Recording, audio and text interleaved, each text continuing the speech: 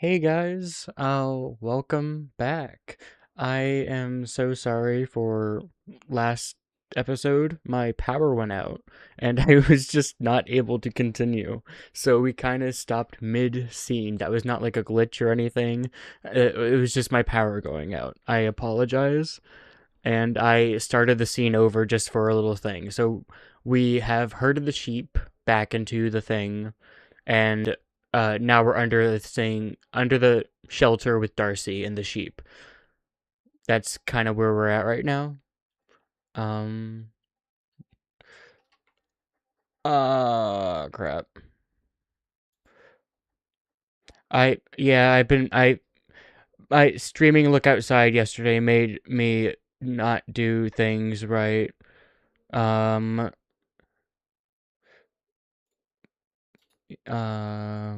Misericorde. I had to do different settings on uh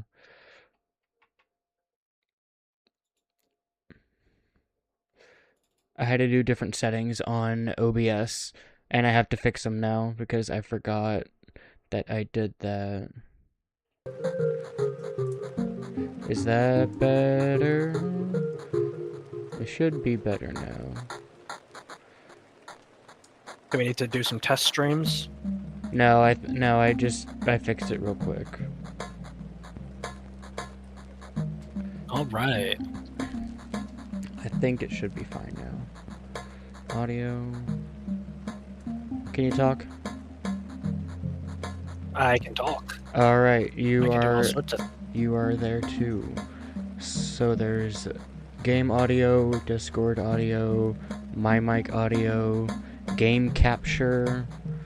I think that's everything. What were you doing? What were you for? You are... Oh, I should probably turn that off. Yeah. Okay, I think it's good now.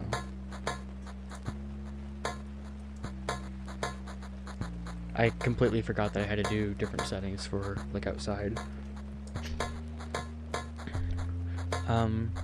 Yeah, it happened. Alright, good luck, bud. So yeah, I don't know if it caught this because of all the different settings and stuff, but I'll explain it again just for your benefit. My power went out the other night, so the stream just completely stopped working and we had to stop mid-scene. It came on like a few seconds later, but it was late and I had work the next day, so we just decided to leave it alone. But we did not... It was not like a glitch of the YouTube or our video failing, it was just a power outage. So we are back where we were before. Leo has not seen anything further than this still. I restarted the scene over, so we are now under the shed with the sheep, and gathering the sheep from the rain that just started. And that's pretty much where we're at. Yeah, I remembered the sheep, and that was about it. From where we left off specifically. We were talking about Catherine with a C, with Darcy. She was giving us some information with her, but I started from before that, so it should be fine.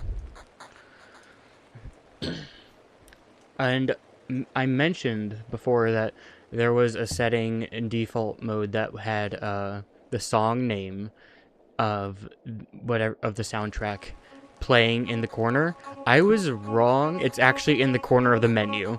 So this song is called Creature Junction. So if you ever want to like go to the soundtrack, which I highly recommend, I love the soundtrack for this game, you can look up for the specific songs here. I'll see if I can do that a bit more consistently now that I didn't actually remember where it's at. But yeah, I thought that was pretty cool. Yeah, let's get this started. I stayed huddled, yeah, so we herded the sheep. Most of the sheep were trotting towards Darcy's structures on their own accord. Stayed huddled for my benefit, made under the wooden shelter as it started pouring. Darcy was leaning against her crook, surveying the hills in front of us with a serene expression. I navigated through the several nonplussed sheep to stand next to her. Good work. So, have you been coming here every day? Oh, goodness, no. I like to do it when I am very busy. Moira does it sometimes, and also I think Margaret. Catherine with a C would as well. Our Catherine? That's hard to imagine. Catherine the Second with a C. Ah, they aren't our sheep, strictly speaking. We just like to volunteer, but they are from the village. This is where they come to for transhumanance. What's that? Oh, well, you have to rotate where sheep graze depending on the time of year. Normally that man James would handle most of the shepherding up here, but, well, you know. Oh, he's the accused, yes? Yes. How horrible. There was a pregnant pause. Do you... Can I interrupt you slightly? Yeah, go ahead. It's doing the flickering thing again. I don't know if you're streaming the window or the desktop to me.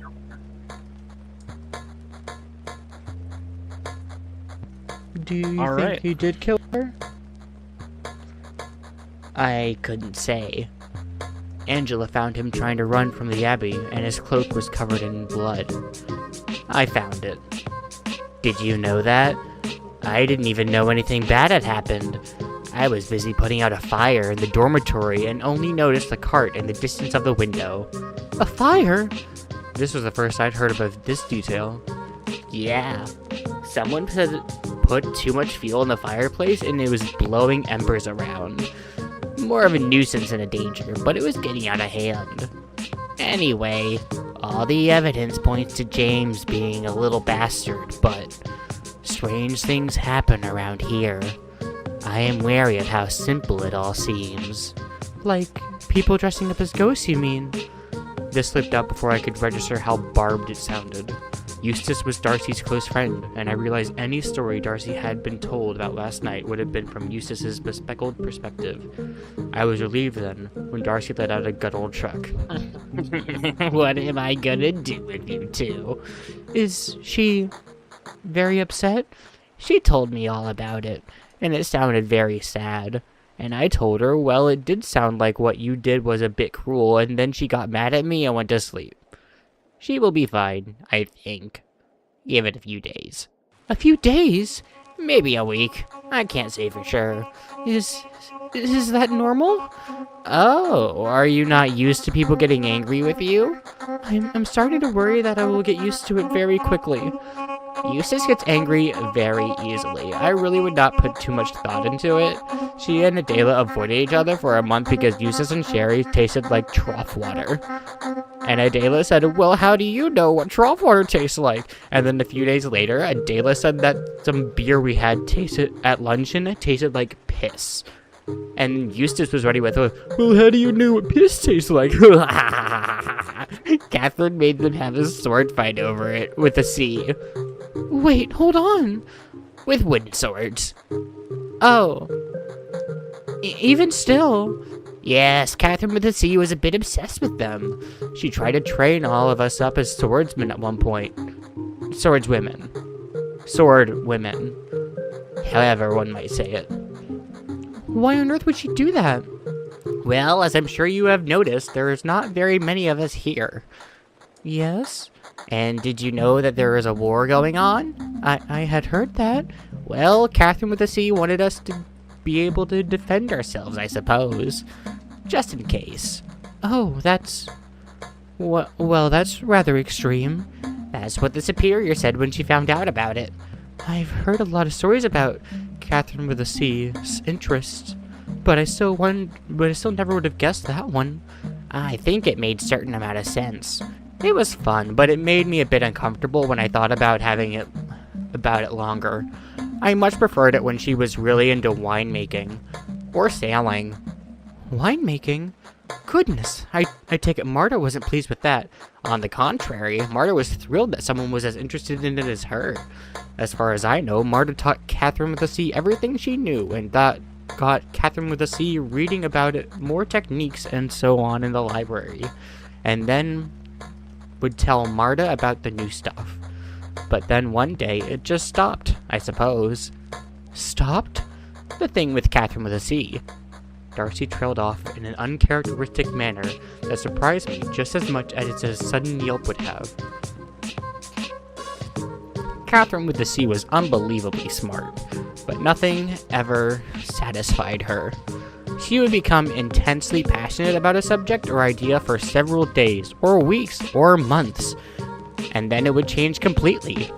Catherine with a C loved many things aggressively, but it was always one thing at a time, and if it was something similar to my interests, I was her best friend, and if it wasn't, I felt like I barely knew her.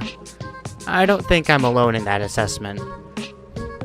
I miss her, but sometimes I think she was a bad friend.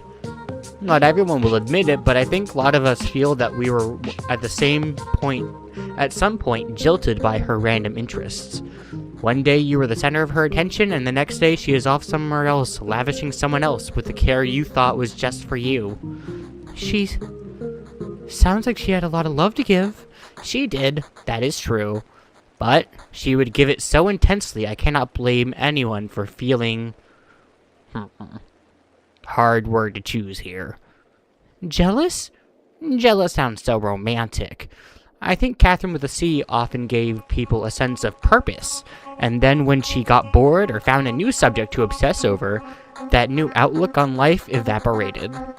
Imagine being told you are actually destined to be a queen by someone who starts teaching you etiquette and explaining how to do diplomacy to you, and then one day, they're telling someone else the same story. Catherine with a C liked to get us to plan for futures where we were musicians or knights or prophets, but at the end of the day, it was always pure imagination. She would have made a great poet. I think. I am rubbish at poetry. Was anyone particularly put off by this? This is the first. I've really heard about her habits being so controversial. I don't know. Some people minded and some minded less. Margaret was a bit stung when she started spending more time in theater than music, I think. And Angela had a big falling out with her, but I suppose that is not a big surprise. I was never bothered by it that deeply. It just made me a little sad sometimes. We were attached at the hip for a while, but then one day she started spending more time with Margaret and Laura. But that is okay. She was a savant, but I have my areas of expertise and I am quite happy with them. As well you should be. Your work in the garden is hard to put into words. Darcy beamed. And you seem to have a connection to God that I can only hope to achieve a fraction of. I saw you in the garden that day, when Eustace was chronicling your vision. Wondrous. Oh, that? You know, it's interesting. That is exactly what Catherine with a C would say to me when we were close. You two spoke about visions? Yes, she had them too. She wanted to compare them and examine them. We started working on tinctures together to try to enhance them. Then one day, she just stopped. Stopped having visions? No, I don't think so. In fact, I remember her having quite a vivid one. That is what Eustace told me, at least. Like I said, Catherine with the C started spending much less time with me all of a sudden. Do you know what she saw? Darcy shook her head and leaned on her crook. She looked a little weary. I barely remember my own visions if Eustace isn't there to write them all down. I'm not sure anyone was with Catherine with a C when she had the big one. Whatever it was affected her deeply. So deeply that I never wanted to question it. At the time, I was worried. I had upset her.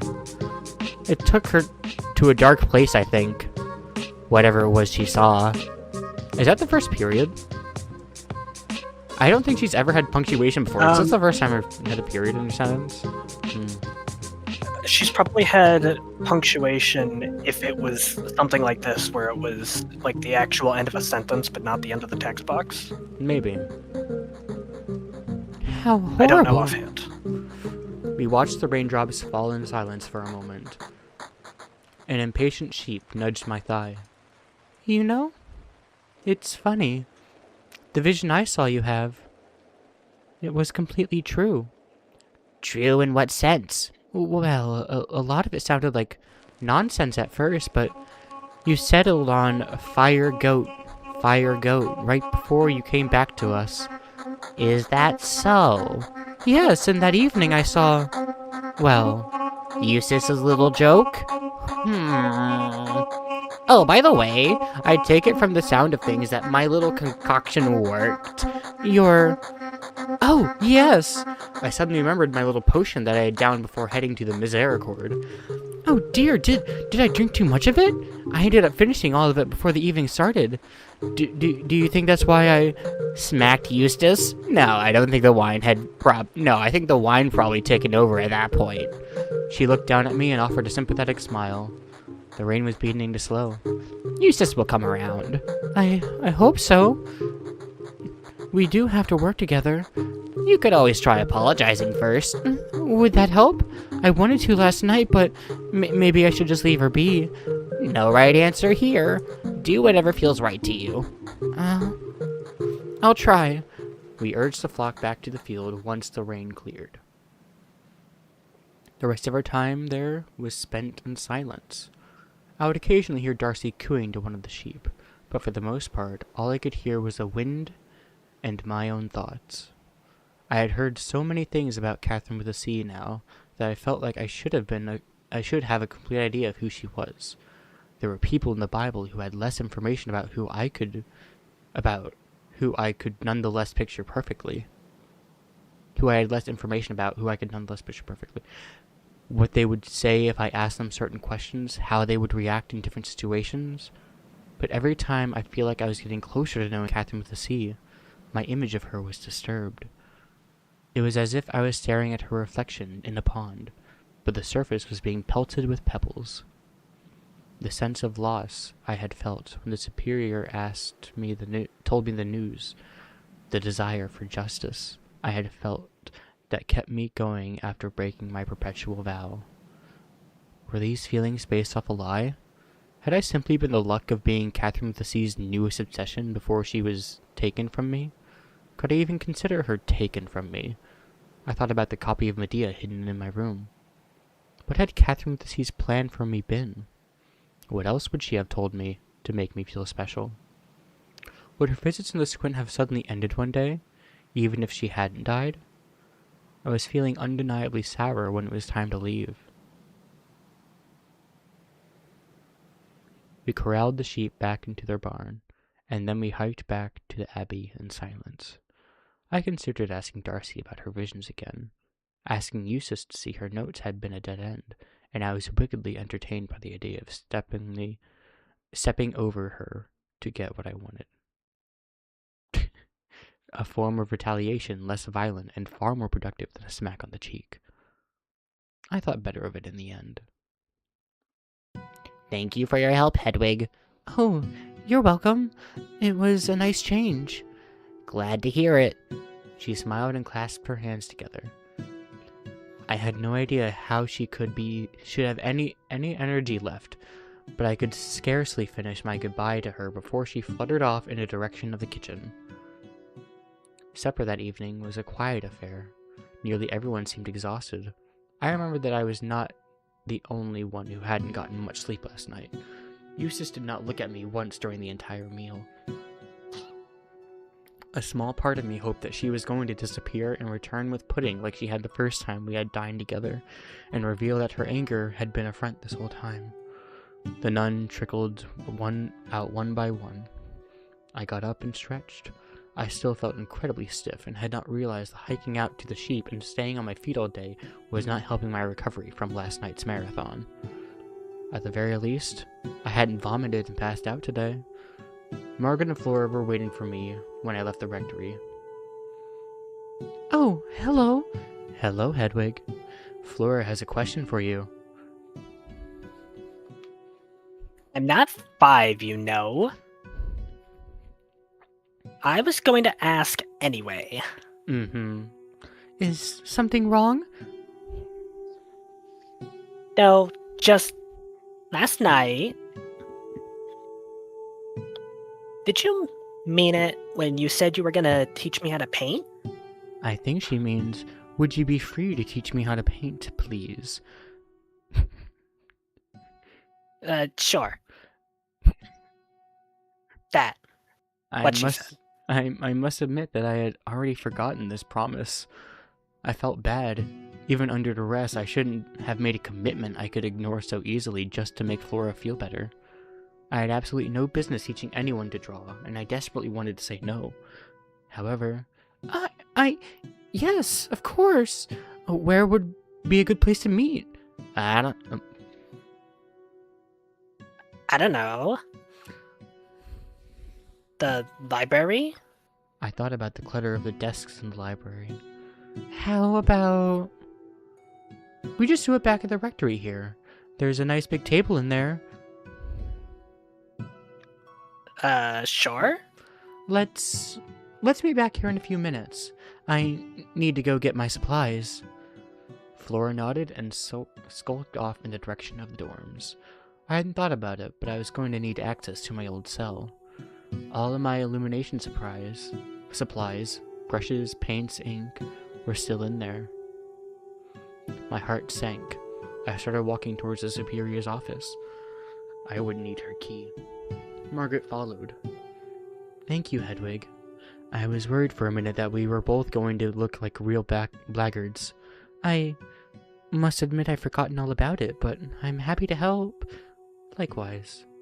She was hanging around me all morning, and I was struggling to remember why. Then I remembered that we all had a little heart-to-heart last night. Oh my! Did you forget all about what happened? Oh, no. How could I? Some details just took precedence over others. Right. She grinned. I should go check in the cellars and make sure Adela and Marta haven't killed each other. Talk to you later, Hedwig. She broke away from me in the stairs, down to the cellars. Maybe. I continued in the Superior's office and gave it a little knock. Oh, Sister Hedwig. Is something wrong? No, not at all. I just, well, I need you to unlock my cell. Whatever for? It's a long story, but I promised Sister Flora that I'd teach her about illuminating manuscripts, and I only just remembered that all of my tools and paints are still in there. Flora taking an interest in something? Goodness, we can't let this opportunity go to waste. Give me just a moment. The door closed. Shortly after, it swung open again, and the Superior emerged carrying her ring of keys. The unmistakable jingle sent a shiver up my spine. She took the... Oh, okay. We took the stairs to the second floor and continued down the... Oh, wait, I already broke my promise-ish. Lecito Divina. It's interesting. We took the stairs up to the second floor and continued down the hall. A huge door that had slammed and scared the sisters, all witless, was to my left. The wind was shaking it gently as something that big could shake at the very least. The walls around us seemed to pulse and vibrate as the door beat against its frame, as if we were in some great behemoth's lungs. As we turned to the right, I remember the hideous carving Margaret had shown me with a jolt. Perhaps we really were in the presence of some monstrous creature. I thought about warning the Superior of the evil magic circle I had seen, but I could find neither the words nor the courage to bring it up. It was so dark down here. I realized just how out of the way the sisters would have been to come to seek my advice as anchoress. We stopped at the door. I stared at the hagioscope as the Superior looked for the right key. It was a bizarre device. I never really looked at it from the outside, but it looked rather cobbled together. The metal frame was wedged to the stone brick, and a little door looked ready to rust right off its hinges. I opened it idly and took a peek inside. My heart sank as I realized it was impossible to see through the cell from the side. There was no way Catherine and I would have ever been able to see each other.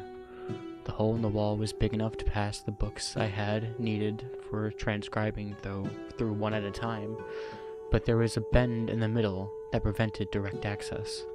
It made me realize just how thick these stone walls were, how isolated I had truly been. I spoke into the hatch. "Hello?" Feeling nostalgic? Ah, here we are. She selected a key and inserted it into the door. The door lurched open. Oh. How embarrassing. What happened? Nothing. I just forget which way some of the doors open here. She stepped inside. With great trepidation, I followed. It was just as I had been left. I forgot about that detail. I thought that it was, because I think there's a couple things later on where it was something like, the door was left unlocked or something like that. So I thought that's what she was about to bring up. I don't remember forgetting which way the doors open. That's weird. But it can't have been like Strange. It can't have been like picking up the door because the hagioscope was still like centered the right way. It was the outside was on the outside, so it couldn't have been like messing with the door too much. It's such a weird detail to add.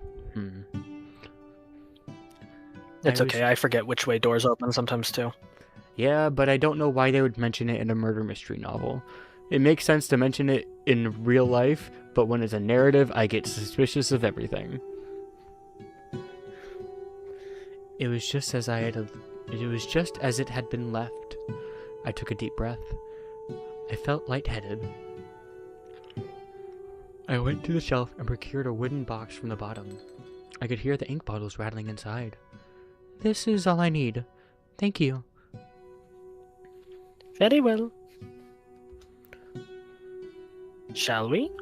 I nodded. I didn't want to spend any longer in this place. I was not sure exactly how close the evil symbol was to my cell, but I wanted to put as much distance between it and myself as possible. I turned around and froze. There was something on my bed that should not have been there.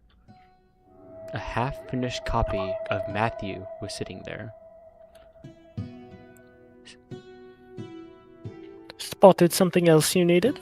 No, just that wasn't where I left this. The book? Are you sure? I am positive. You must be mistaken.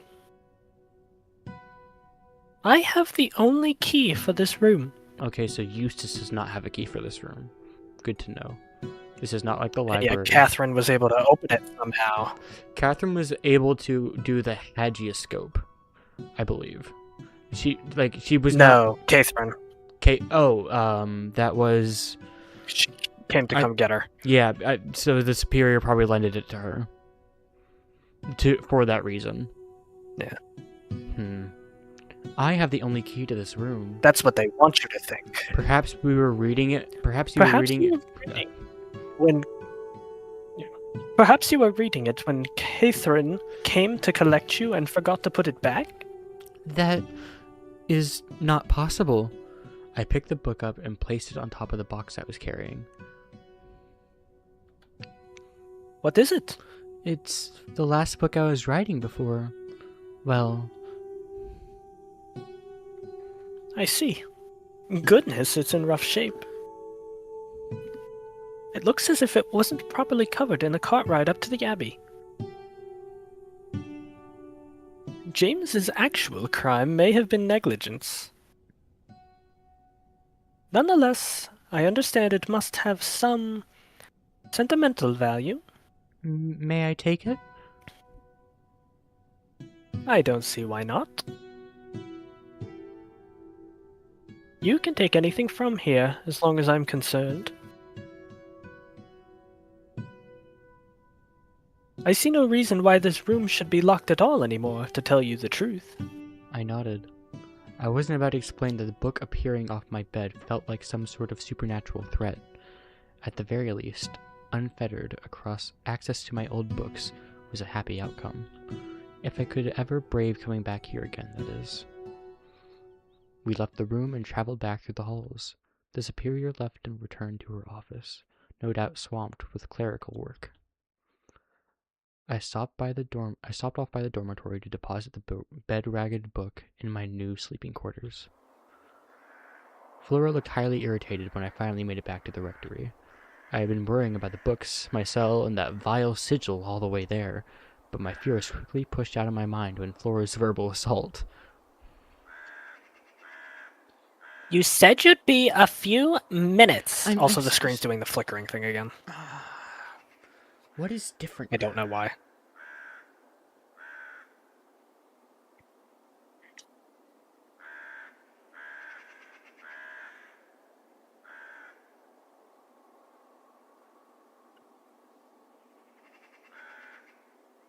What is different now?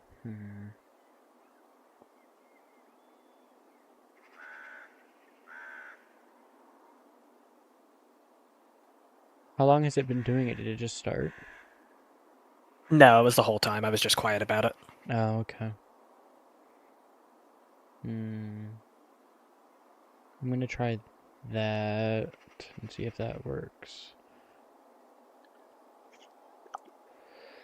I'm so sorry. Alright, I guess we'll see. I just had to get the superior to help me unlock the door to my old cell. I lifted up the box of supplies and rattled it gently. Oh, fair enough.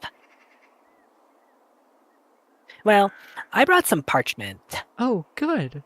I would have been very embarrassed if I had to make another trip. Flora shrugged and hopped up the stairs to the door. She had laid out 2 piles of simple paper. I set the box down between them and began unloading my supplies, inks, gold paint, and a few horsehair brushes. I pulled a chair out and sat down. Flora followed suit. So, where should we start? That's what I was going to ask you. Is it any better? No. Great. It's fine. If it becomes a problem, I'll tell you. Alright.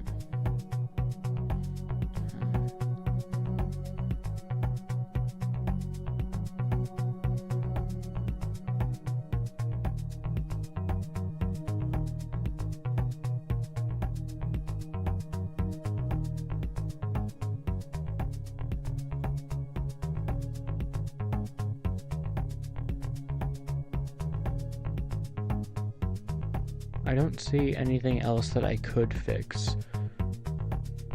Oh well. Yeah. Here, I'm gonna hang up and then join a... Alright, that sounds good. Did that fix anything? Who knows? Probably not.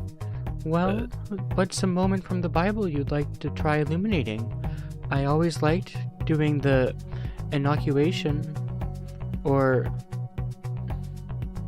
That might be a little advanced for me. Oh, well, how about a letter? Just one letter? That's going a bit far in the other direction, don't you think? Not at all. There's a lot you can do with just one letter. Uh-huh.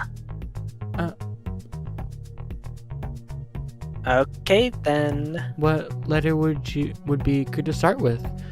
I suppose T is always useful. Or A? Flora snickered. Sure. Let's go with A, then. You don't sound particularly enthused. It's a letter? She rummaged around in my box. I rummaged around in my box for supplies and produced 2 hardened charcoal stubs. I handed one to Flora, who raised her eyebrows. Where did you get these? You know, I'm not sure. They got passed to me through the squint whenever I got new supplies. They're much nicer than the ones I usually have. I didn't know how to say this. I didn't know what to say to this, so I plowed ahead. I took one of the pieces of paper and began to sketch out a square in the top left corner.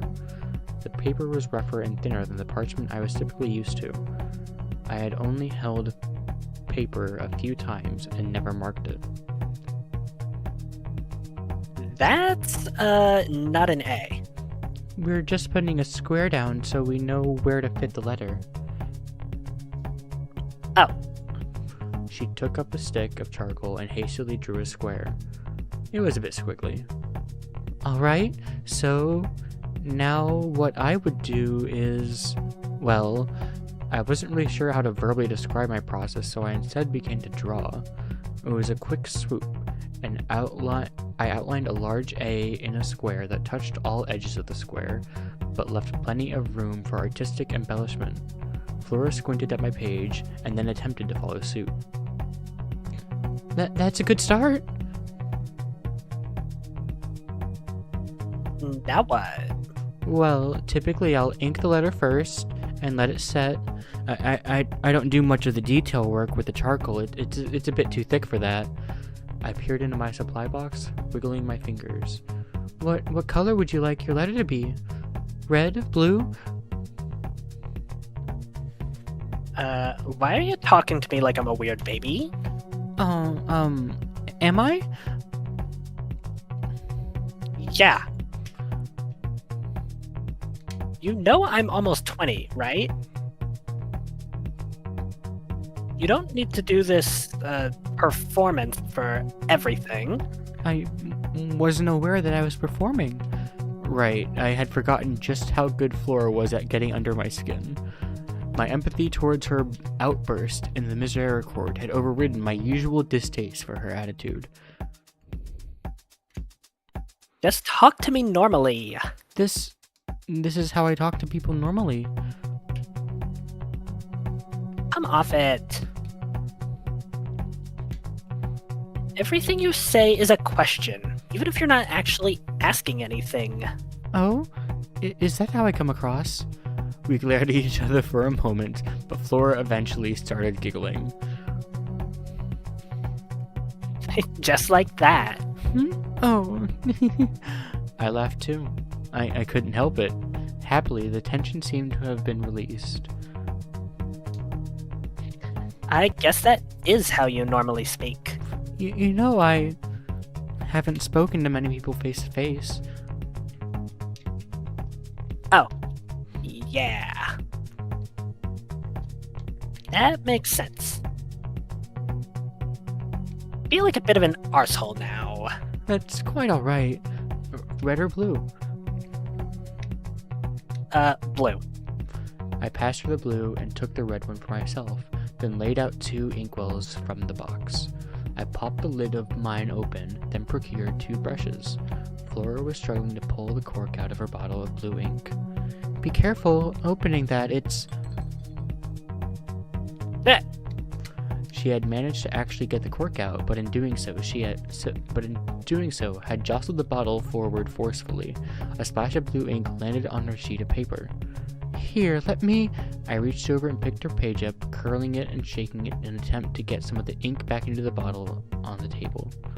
I was moderately successful, but there was a blue streak left on the paper. Sorry. It's not a problem. Just be careful. Ink is quite valuable. I said I was sorry. I poured some of my red ink into a well, then dipped a brush in. Try and follow the lines with the few strokes as possible. That way it dries without a messy looking texture. I tried to demonstrate, but the paper was soaking up much more of the ink than I was used to, rendering this lesson a little moot. I forged ahead anyway, until I was satisfactory letter A on my page. Flora had begun peering over my shoulder as I drew, and left to try on her own page once I finished. She immediately put too much ink on her brush, and the beginning of her first line became a messy blob as a result. I could tell she was rushing this part, but didn't want to frustrate her any further. Not bad. Shall we do some detailing with the gold paint? I could immediately sense Flora perking up. I uncorked the gold and chose a very thin brush. I like to make little patterns, and you can cheat a bit if you focus on drawing like one half like this. You can just copy it on the other side. That's still drawing two very detailed things. I don't think that's much of a cheat. Just give it a try. Okay. How do you do that, though? Are those just, like, random lines? I think of them as vines. Huh. That makes sense, I guess. That's a good start. Keep filling it in. I sat and watched her fill in the square with gold lines. No patterns really ever came together, and I could tell she wasn't enjoying herself. I tried to avoid staring. I knew that I wouldn't appreciate having my shoulder looked over in my cell, and Flora was liable to bite my head off if I did anything that could be interpreted as condescending.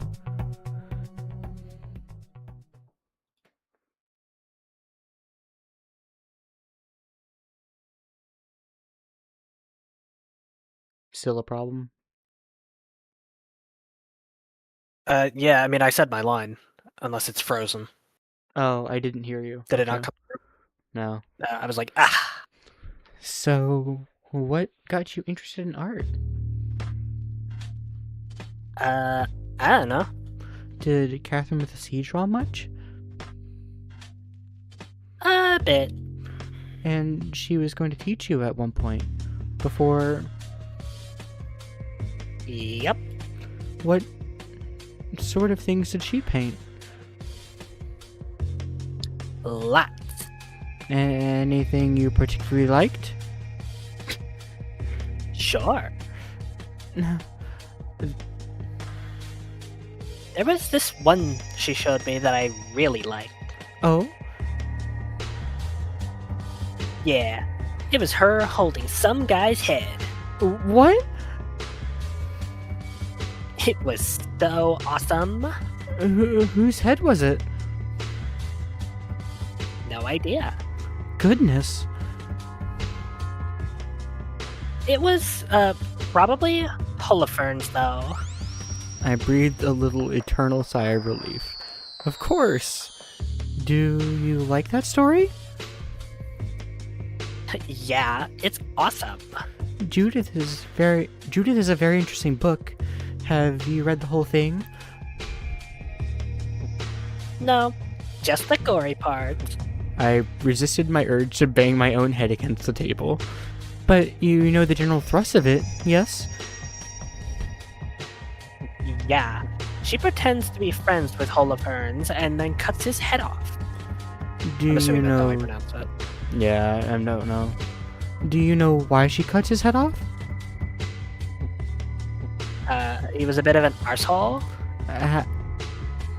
How is your drawing coming along? I could hear that my voice was a bit pitchier than normal. Flora leaned back in her chair and gestured at her paper.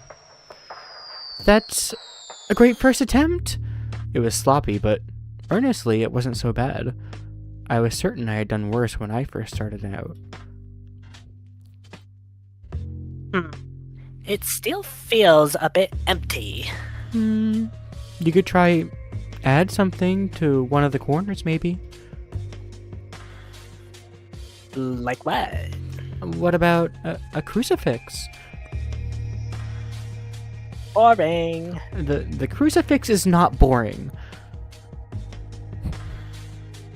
It's 2 lines. I'm not being blasphemous. I just mean, you know, That was actually the next line. That's funny. it's not an exciting drawing.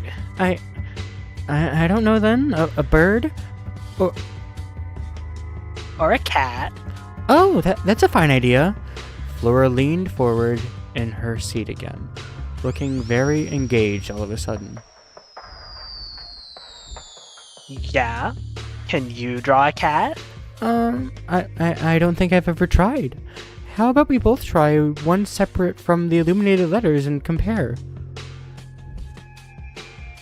Sure. We both started sketching with charcoal and our own papers. I tried to remember what cats looked like. I found them cute despite their reputations. I soon realized that I had only ever seen the one scampering around the kitchen. I actually don't know if I've ever seen a cat up close, now that I think about it. Oh, really? Really, I just know of them, mostly. There are lions and leopards and so on in the Bible, but You never saw one before you became a nun? that was so long ago, I could scarcely remember if I had. So, you weren't born here then? No. Where do you come from then? Trier? Hedwig von Trier. No. Wow. I never would have guessed from your accent. You sound very English. I have been here most of my life. Yeah, but you're twice as old as I am. Some people's accents stick even when they move. Like Adela.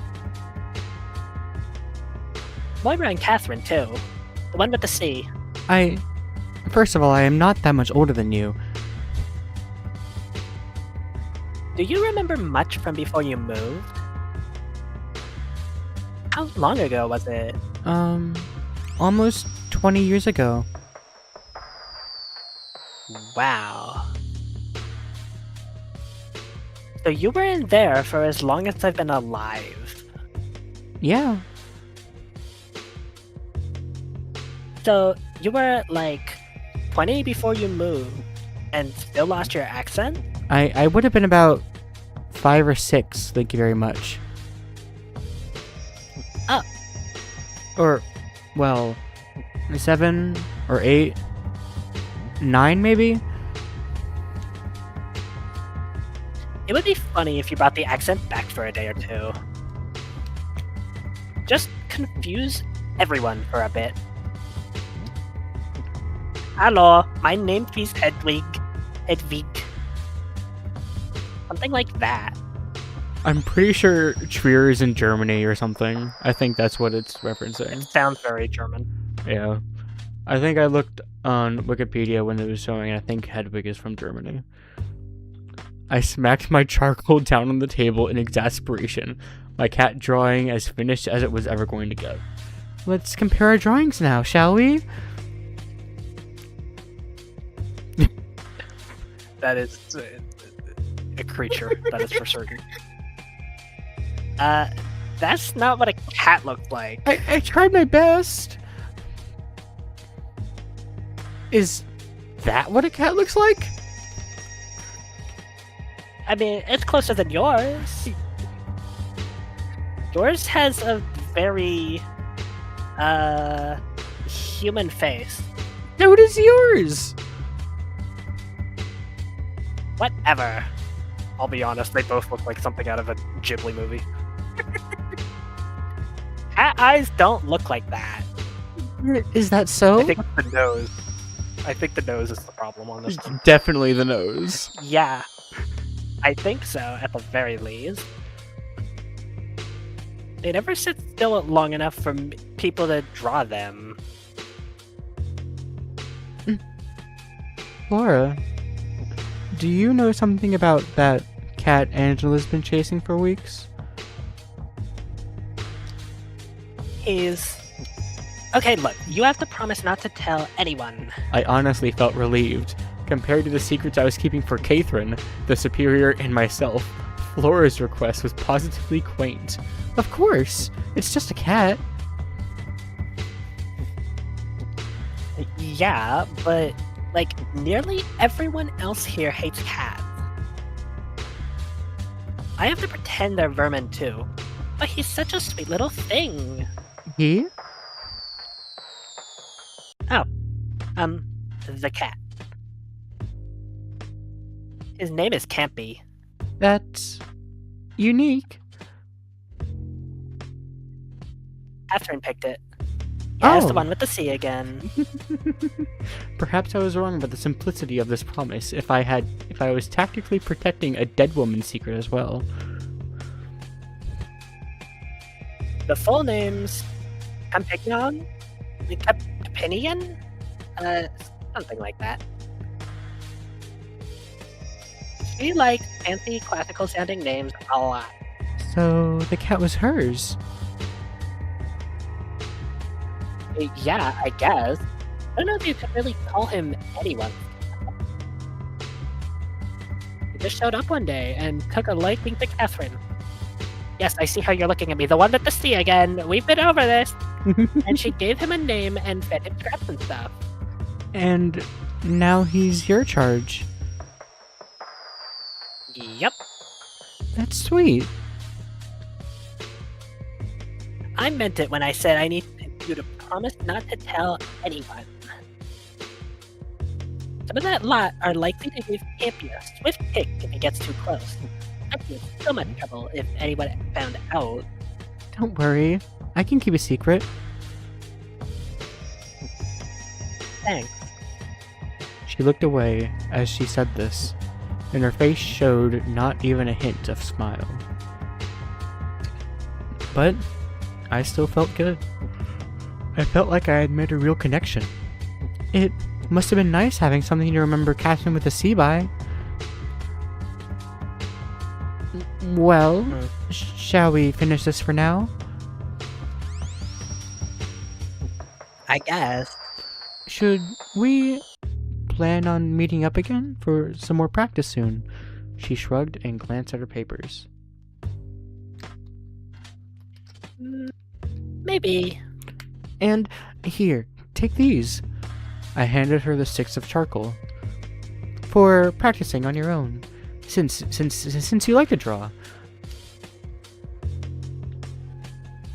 Alright. Maybe I hadn't made a real connection as I had hoped. And just let me know if you ever want another lesson and we can plan for it. Sure. She scooped up her drawing and stuffed it into her robe. And got up to leave without pushing her chair back in. Bye, Hedwig. Have a good evening, Flora. I was left alone to pack my supplies up. I had to resist snapping one of the brushes in half.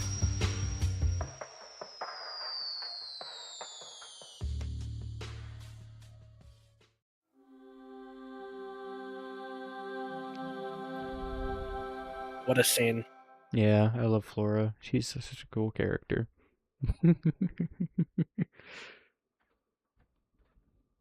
This voice sucks. I don't know how you did it for Chio in Vivid Stasis.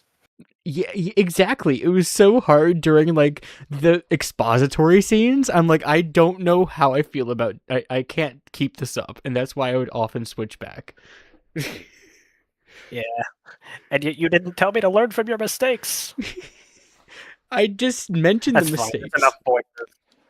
There's enough voices. Yeah. I'll take any free I can get. I was completely exhausted by the time I had made it to the dormitory. The relatively light art supply box weighed heavily like a millstone going up the stairs. I practically slammed it into my desk as soon as I made it to my room. An early night was the only thing I could think about. I got to my night clothes as fast as I could, as if I was trying to prove to myself that I was indeed intended to follow through with the idea. My body was so stiff that even stripping out of my habit felt laborious. And even when I bent down to pick up my nightdress off the floor, I wondered if I even had the energy to stand up straight again. I groaned impolitely as I straightened out to let the clothes slip over me. Never again in my life did I want to run or hike. I was ready to sleep. However, as I ran my hands over the mattress in an attempt to straighten it out a little, I realized I had forgotten something important. There was still a book in my bed, a copy of the Gospel of Matthew that I had dropped off in a hurry before returning to Flora. As ominous as it was, I was at least glad I hadn't smacked my head onto it like I had with a copy of Medea currently underneath the bed. I opened the book. The cover was still slightly damp, and some of the pages had fused together. I thumbed through it carefully onto the pages that had been open while I had vomited all over it. The black bile had faded, but it was quite obviously ruined. I was not sure how I was looking for. I'm not sure what I was looking for. A clue, perhaps of who had returned it to the cell, or how? Perhaps some demon had magicked it there through that accursed sigil. Why exactly this devil's nefarious plan included returning books to rooms that they had been thrown out of, I had no immediate hypothesis. I turned to the page I had been working on when my time in the cell had been interrupted. Matthew 5:37. As I studied the ruined pages and saw no hidden messages or threats, my anxiety evaporated. I slammed the book shut and threw it onto the floor into a thud. It was obviously another one of Eustace's pranks, I reasoned. The timing was certainly convenient after the threats of her ghost had given me in the Misericorde. I scoffed aloud, with some small hope that she was somehow within earshot. Undoubtedly, if I hadn't knocked into her on the arse and unmasked her that night, this book would have been revealed to me at some portentous moment. She must have stored it in my cell to keep out of view whenever suited her little plan. I could just see her casually asking the superior for the key in that infuriatingly flat voice of hers. She probably said she needed something for my shelf for the library. I slammed my fist into the pillow and buried my head into the divot. Then I remembered something. I pulled myself up to my knees and lifted my pillow. A little strip of black cloth was there. Proof. I reached over to the bed for my stocking and stuffed it inside. I couldn't wait to see the look on Eustace's face when I showed her that. If I could just find a missing patch on her frock, I laid down feeling satisfied. I imagined profuse apologies over and over, and yet I still went to sleep angry. The morning offices and luncheon passed in a blur the next day. I went through the motions, but my mind was elsewhere. I had sleepwalked through several days when I had been feeling morose, but today was different. There was a high-pitched whine between my eyes so intense that I had a headache by the end of the service. I felt as light as a bee and equally as prone to sting whoever bothered me. It was not all anger. Some of it, I realized as luncheon came to a close, was nervous anticipation. I kept glancing over at Eustace, who seemed, to my chagrin, completely unbothered. The superior was waiting for me outside the rectory when we all left. She pointed at Eustace, Moira,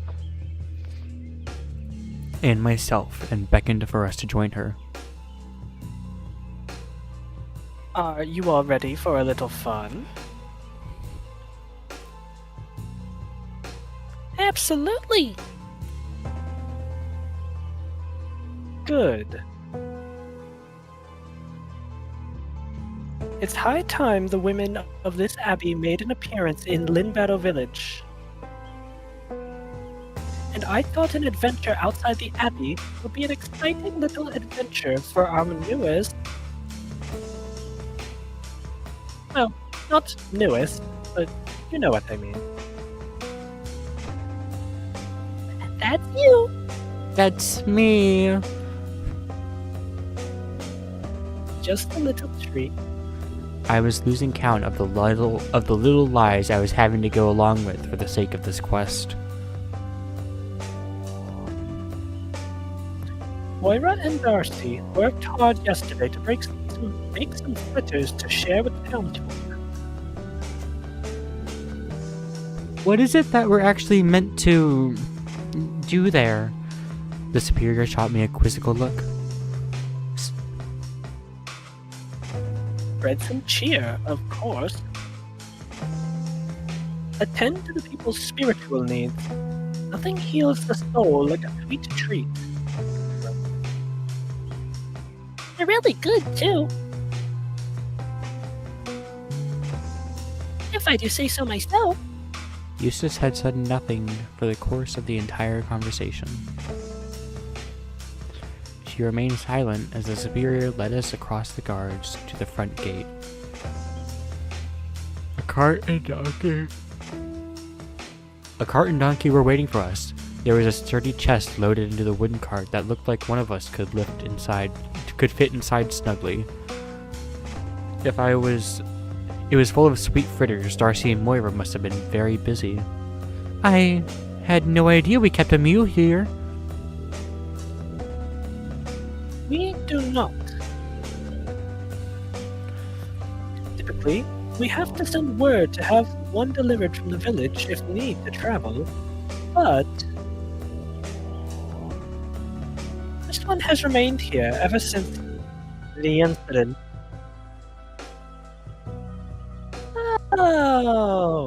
Ah, this was the donkey and cart that James had been driving when he was last free. Just how many animals was Darcy technically responsible for at this point? Moira stepped into the driver's seat of the cart, leaving me and Eustace to sit facing each other in the back. The superior looked uncharacteristically amused at the sight of us loaded into the vehicle. My girls, off on a diplomatic mission together. Had I the means, I would commission a painting. I haven't been down to the village in months at least. This is gonna be a riot. She shook the reins and the cart wobbled forward. Moira turned to wave at the superior. Eustace and I followed suit, although we were both less enthusiastic than Moira.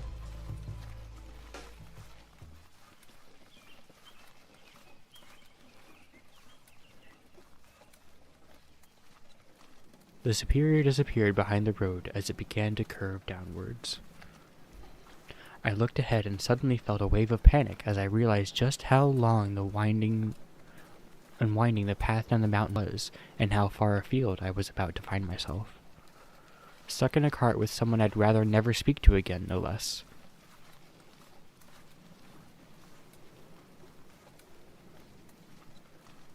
So, this will be new for you. I suppose it will be.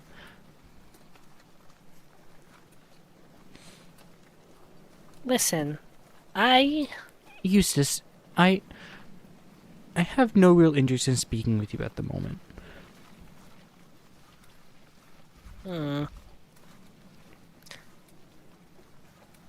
The stream is starting to get rough again.